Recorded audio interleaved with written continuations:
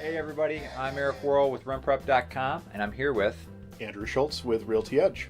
Andrew is an associate broker. He manages over 120 doors here in the Western New York area, and I'm a guy who works at camera and works at RentPrep. So we make these videos to try to answer a few questions, or at least extrapolate, there's a fancy word for you, on posts that come up in the RentPrep for Landlords Facebook group. And in this particular case, we got a question, or more so just kind of starting a conversation from Bill here. I'm going to pull this up on the screen. So what Bill said is, what are your goals for the next 69 days? This was on October 22nd.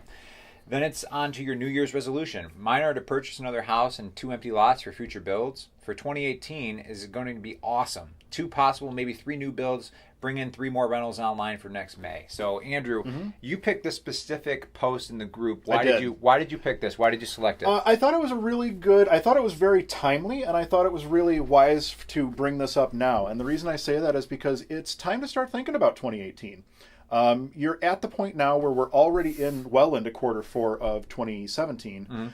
You kind of know where your business has gone. Now it's time to start thinking about where is your business going. And part of that is doing your planning, knowing where you made it this year, and knowing where you're going next year, which is why I thought this was a very good question to bring up. I know personally over at Realty Edge, we're looking to basically double the size of our property management operation in the coming year, in addition to really growing our real estate owned, our REO department and our foreclosures department. So it's good to start thinking about your goals now so that when January 1st rolls around, you have a game plan. Yeah. And I'm sure if you've been following along on the content in this Facebook group and everything for long enough, like, I do not have a huge real estate portfolio. I have 1 double, which is 2 units in North Buffalo.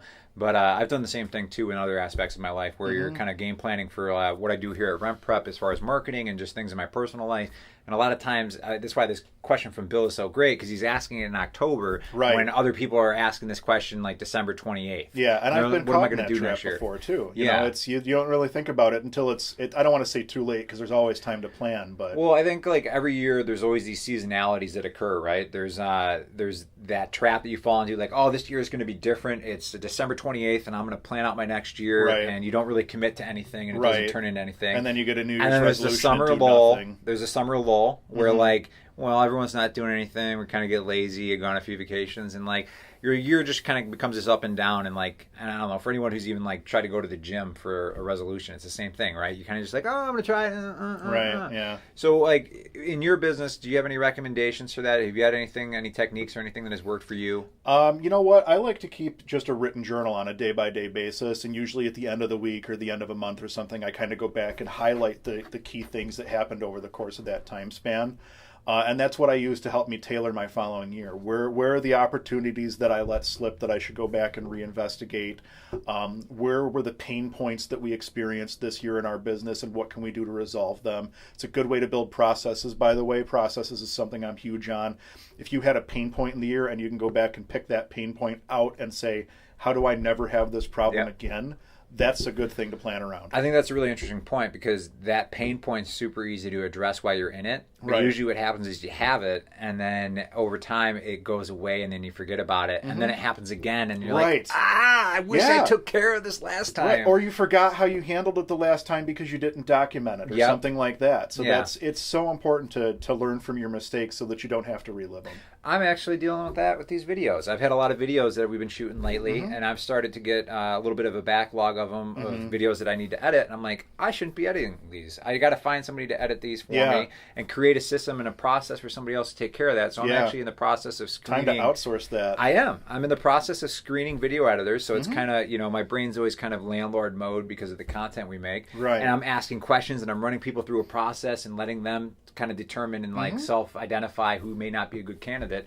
And working my way to finding a good video editor that I can have a good communication and a good process with. Yeah, and that's huge. I mean, if you're going to have to work with this person on a very regular basis, so it's important to make sure you get the right person. And I know we hound on process all the time, but it's important for anybody who wants to scale, right? Absolutely. So you said this in your own business. There's things that the first few years, if you had done differently, that you would have been able to scale so much easier because you didn't have the process in place. Yeah, absolutely. I mean, and especially now, I'm really making a very concentrated effort of being able to turn as much stuff over to my office manager as I can so that I can free my own time up to help my clients find new investment deals and things like that.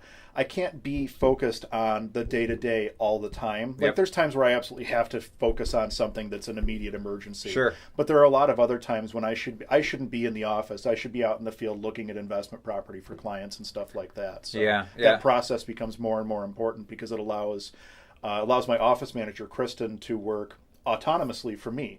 She doesn't need my input. I don't need to be feeding her instruction. So Yep. it's huge to create those processes. Well, I think based on Bill's question and what you're saying, it's kind of a two-part process here. So there's what are your goals going forward? What are you thinking about going in the new year? But also looking backwards, what are the issues you've had and what are the ways that you can introduce a new process or a new way of dealing with future issues? Yeah. Because if you can clear up that time for yourself and you have a process in place, then Right. you're going to be more successful because you got more time to focus on the things that actually matter to you. So, Right, absolutely. And it Yeah. all starts with that document mentality. The sooner you start document, and it doesn't have to be complicated.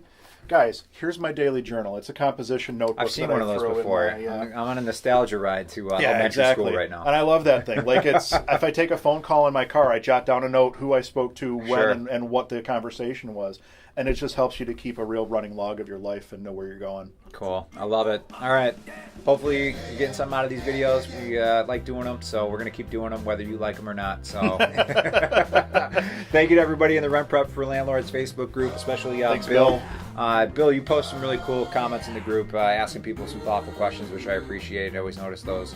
So take care, and until another episode, thanks for watching. Thanks, guys.